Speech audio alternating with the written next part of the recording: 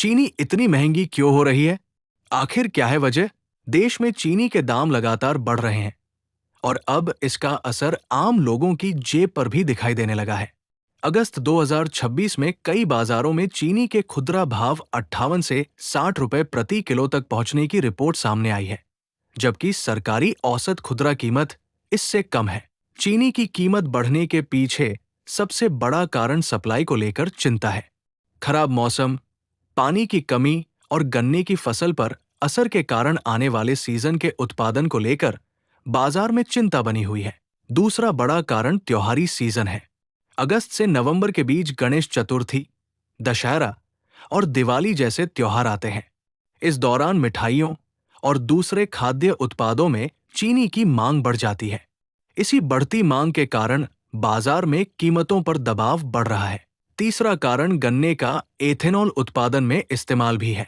गन्ने से चीनी के साथ साथ एथेनॉल भी बनाया जाता है। यदि गन्ने का ज्यादा हिस्सा एथेनॉल की तरफ जाता है, तो चीनी के लिए उपलब्ध मात्रा कम हो सकती है। इसी वजह से सरकार घरेलू बाजार में चीनी की उपलब्धता बढ़ाने के विकल्पों पर विचार कर रही है। सरकार ने बढ़ती कीमतों को नियंत्रित करने के लिए स्टॉक लिमिट भी कड़ी कर दी है।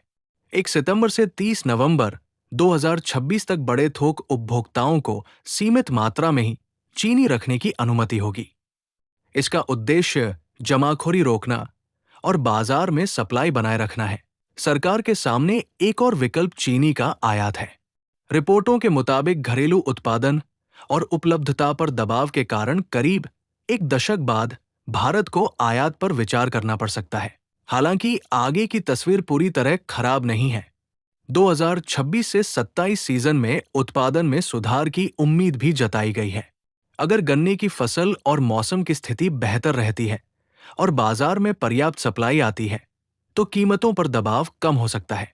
यानी चीनी महंगी होने की कहानी में 4 बड़े कारण हैं: गन्ने की फसल पर मौसम का असर, सीमित सप्लाई, त्योहारों के कारण बढ़ती मांग और एथेनॉल के लिए गन्ने का इस्तेमाल। आने वाले महीनों में सरकार के फैसले और नई फसल की स्थिति ये तय करेगी कि चीनी के दाम और बढ़ते हैं या बाजार में सप्लाई सुधरने के बाद कीमतों में राहत मिलती है।